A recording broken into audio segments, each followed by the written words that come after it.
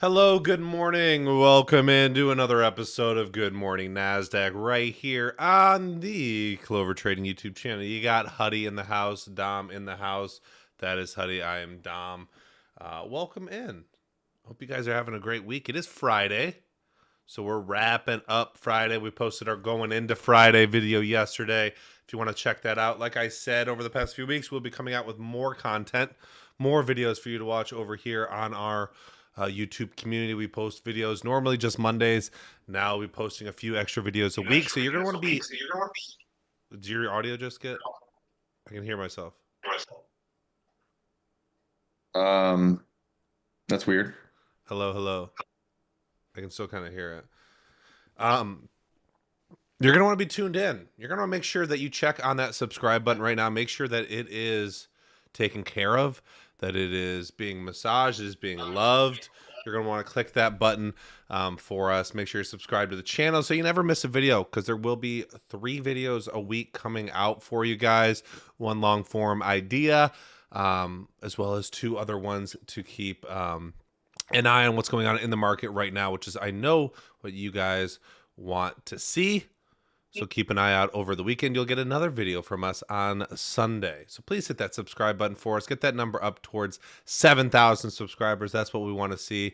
And you already know we need you to hit that thumbs up button right now. Only 10. Need that number up towards 50. That makes it nice and easy on us. If you don't want me to ask again, just if you see it needs a little bit of love, click it for us. Tell others to click it. You know the deal. Get going in the live chat there. We always take questions towards the end. If there are no questions, we end it. If we run too late, we end it. But if the perfect world where we have some time left and there are questions in there, we do get to them.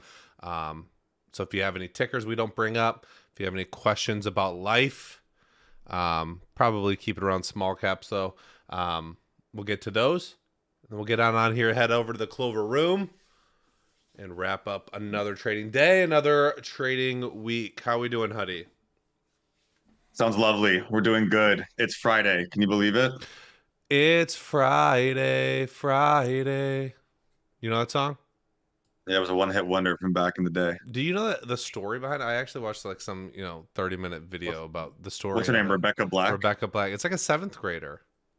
Yeah, she killed it. She like paid a couple thousand to get like a song made, but like this older dude wrote it, and Tosh.0 is what kind of made it viral, and then everyone hated her. I don't think it ended well for her. No, she's good now. Oh, She that's built back better. good. Yeah, it's Friday. How's Today's the week? Friday. How's the week going for you so far? We've seen some turbulent price action in the overall markets. We've had some gappers start to play out a little bit better for us. We've had a couple big plays, but it was kind of yesterday. Kind of an interesting navigational week. How are we doing mentally here? Mentally, we're fine. Mentally, we're fine. I don't know. I feel like you've had a more exciting week than I have. It was literally like an So hour. it was an hour of excitement, but that's all Yeah. you need.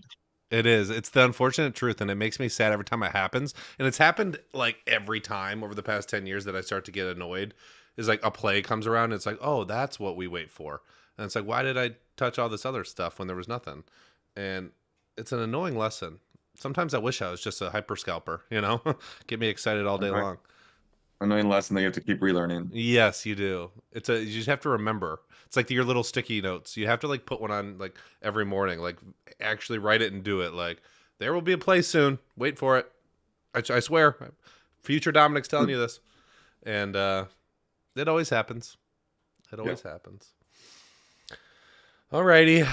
It is Friday, 8:59 a.m. We got a couple gappers on watch this morning. One decent size one up 150%, and then everything else looks like some oldies. STSS, BON, coming back to life a bit. Maybe if those pop up a little more, we'll talk about those. If you have any questions, like I said, get them going in the live chat. We got Jabril in here, Sly Cosine, Wayne, Travis, Mason, Impurity, Chris, Randy, Travis, Mike. Good morning. Good morning.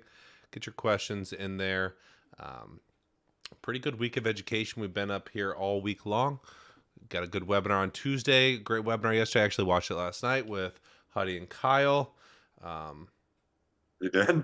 I keep educated on our own education because it helps me. You guys are my mentors as well. Wow. But yeah, you want to start with the biggest gapper and jump right into it? Kind of the only gap, bro. Let's do it. MSPR. Boom, boom. This is, for those who don't know, MSP Recovery, a health information services company out of the United States of America. 2.32 million float. Little note. It was an old note from 2023. They do have news yesterday, right as the after hours struck home, that they're announcing a strategic term sheet providing prospective liquidity and restructuring of existing agreements to remove corporate guaranteed debt by over $1.2 billion, as well as new agreements aimed at driving future growth. Sounds amazing. Removing corporate guaranteed debt by over $1.2 billion. Do they even have anything around $1 billion of anything? A very small float. Yeah, okay. They threw the B word out there though. They did it. And they're strategizing, okay? You can't say that MSP Recovery is not strategizing. This was formerly LifeW. Remember that one? LIFW. LifW. Yeah. Really? That was I think a good little 3-day breakouter. I think it was. That was last year, I think. Okay. They don't have any cash. Negative 4.0 months of cash left. Overhead supply is high. Cashing is high. My little ticker tape says offering ability is low. Can you confirm or deny this? Yeah, this news of them canceling over 1 billion in debt, it looks like it's not going to have any like immediate impact in terms of dilution. They also have 3 million warrants at 25 cents, so those are there, but it's not very many. But they exist. They exist, and they've existed, and the stock's been above that for a long time. Yeah, I don't see much. LIFWZ, that's crazy. Lift W. Welcome to the party. Yeah, nothing much there. They do need cash, so wouldn't be surprised if something came out. 2 million float, so quite low. Quite low. Let's take a look at the Z Daily chart. Take a look here. Maybe it was the first green day back here. December, maybe. But a couple of days of run, kind of been a sideways stock for a while. Let's take a look at the overall trend. Clearly is top left to bottom right. Been beaten into the dirt, into the ground over the past few years. Got some big volume days. That's usually where we start. What happens on the days that this stock gets attention? Does it run and run multiple days? Does it gap up, fade back to where it came from? Does it have a strong spike and a big wick and then kind of close where it opened? These are all pieces of information that Huddie might not use to decipher whether or not he's trading them, but they do help us understand a little bit about the stock's behavior, what it's capable of, especially if it's something that we're looking to play 5 days down the line, if this one is on a big run. But all the big volume really comes recently in the past 6 months, where we have a gap and crap with a wick, we have a spike that doesn't lead to anything. It just kind of spikes back up into that resistance, closes strong, and then gives it back up over the course of a couple of days. Another lower high. So we've had a series of lower highs from the $5 area to the $4 area to the $3 area. And right now we're opening right around that $3 area, up 150%. What else do you see here, Huddie?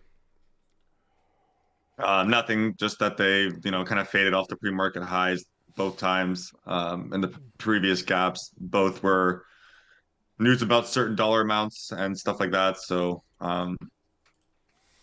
just seems like if history repeats itself, it's going to fade. Maybe like not too hard, but Yeah, it that's looks how I feel like about it.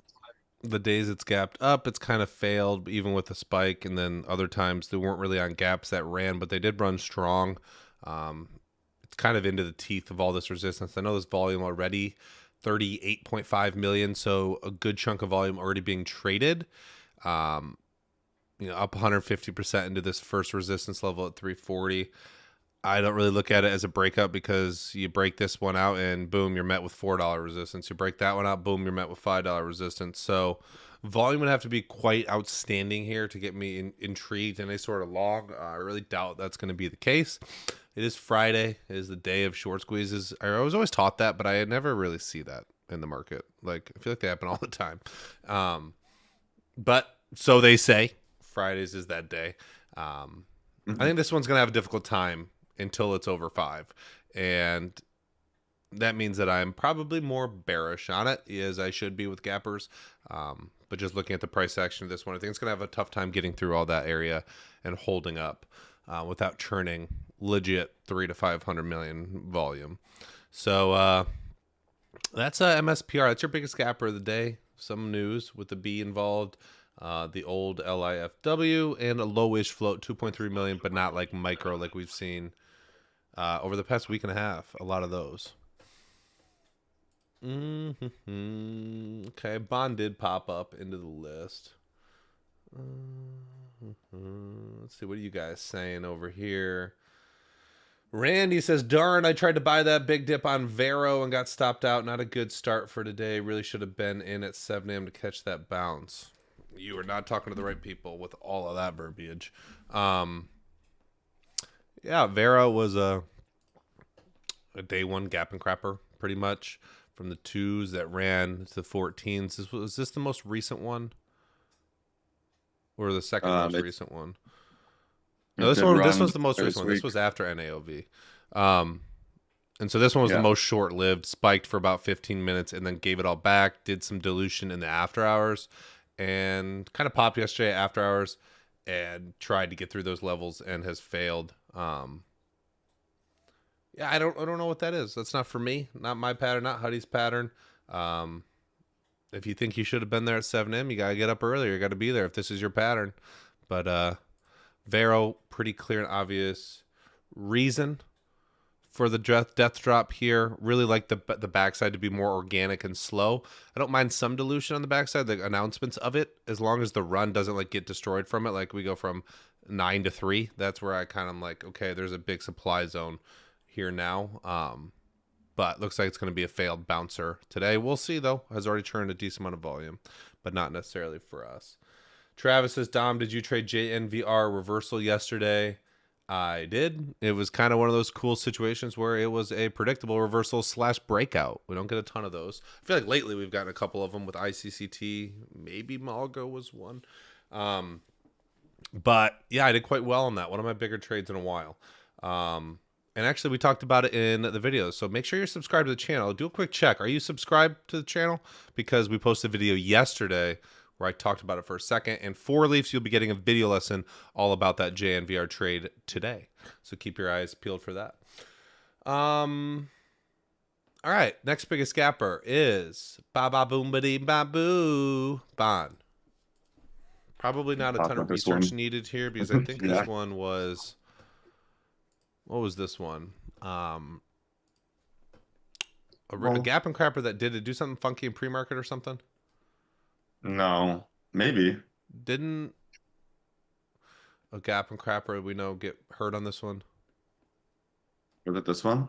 I think it was Bond. Oh yeah, it totally was this one. Yeah, this one did some crazy shit.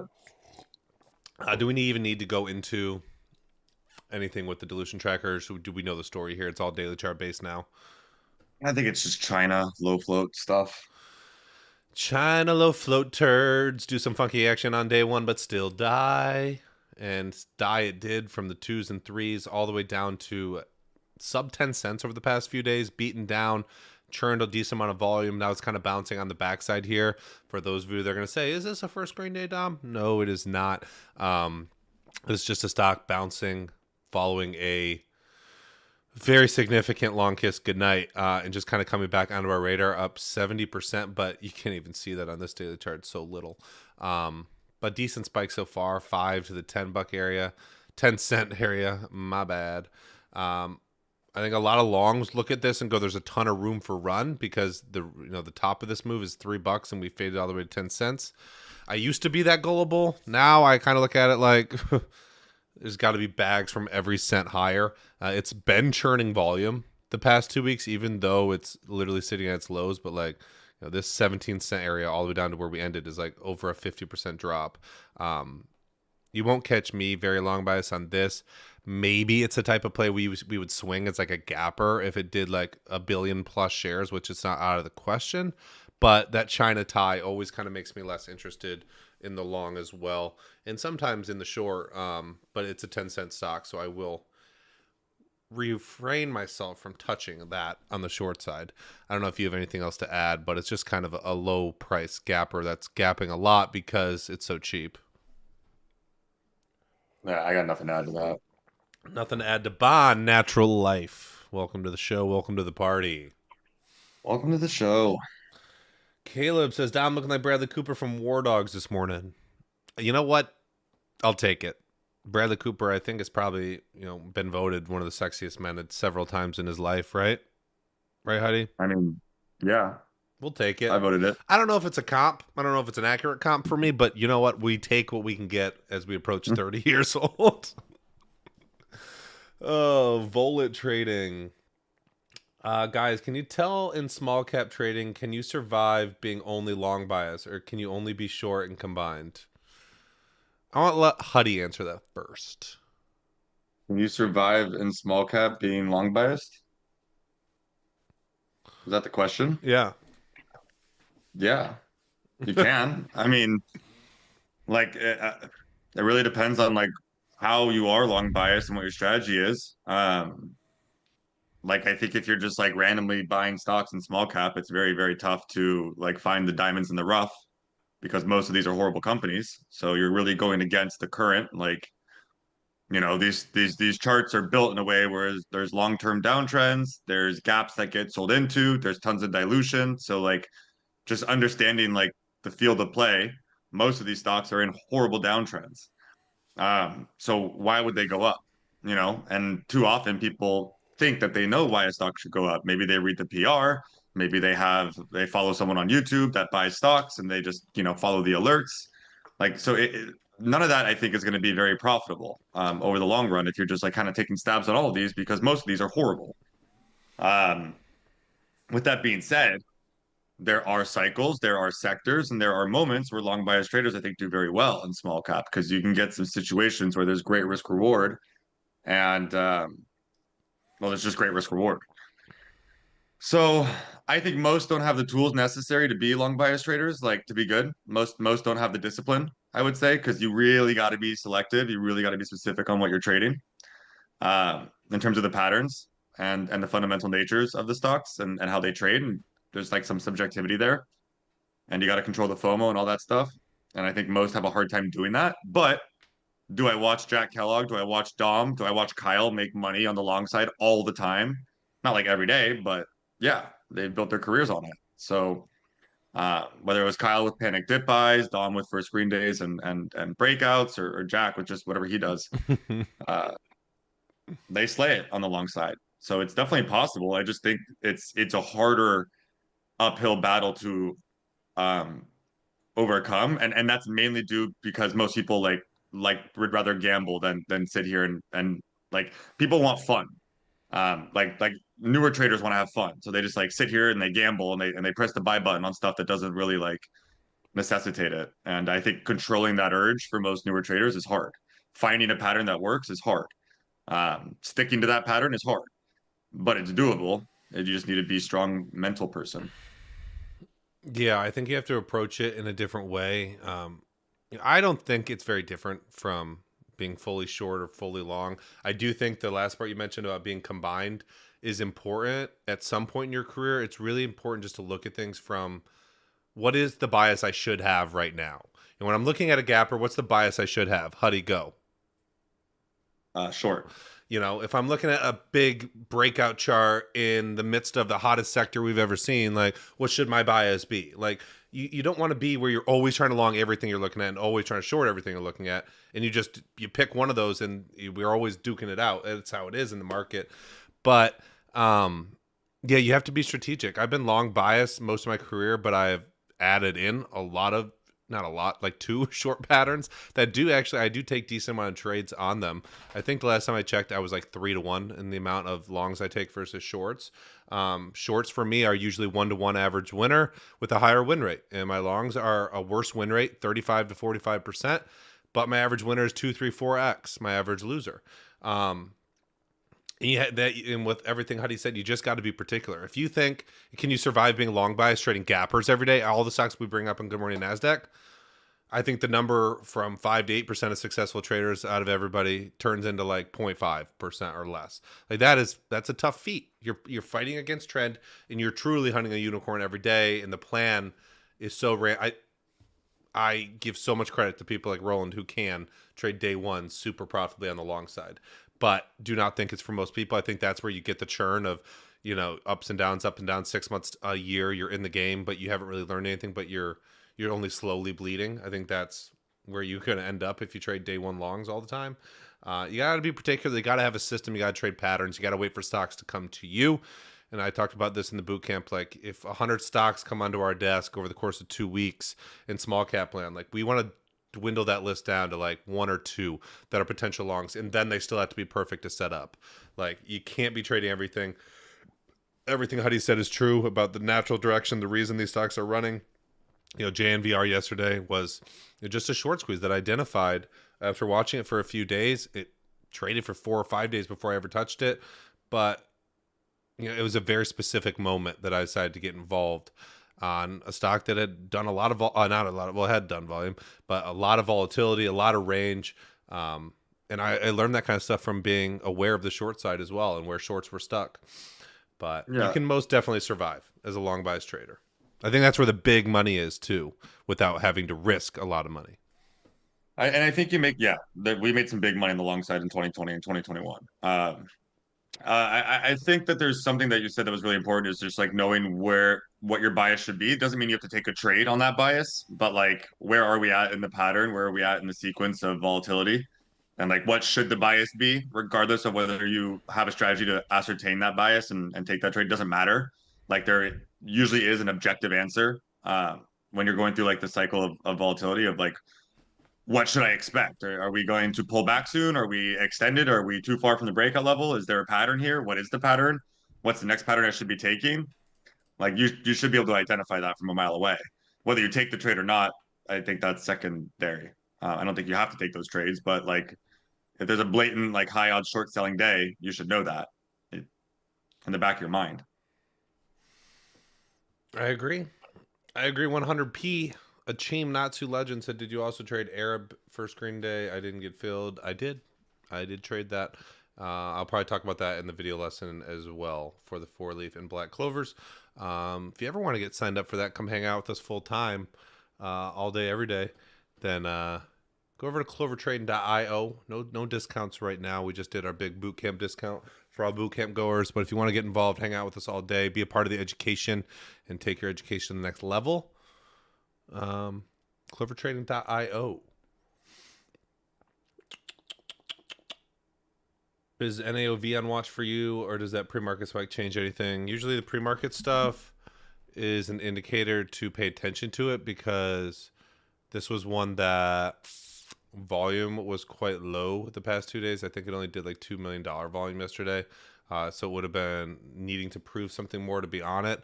But this is a pretty weird reaction, kind of a pump and dump spike this morning from 8 to 870 back down to red 13%. Sometimes those that get methodically pulled back towards like previous close and then hold up into the open have bounced well. There was a cycle that worked really well. Kind of just hoping that this doesn't come into my wheelhouse, but I will be watching it because now the volume today is already more than the past 2 days.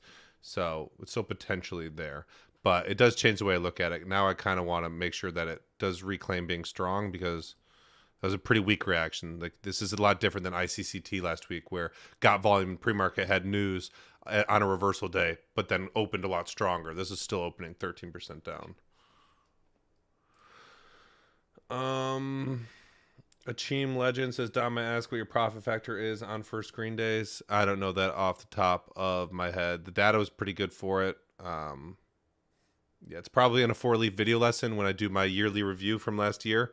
So check that out if you're in the room. All right, Huddie.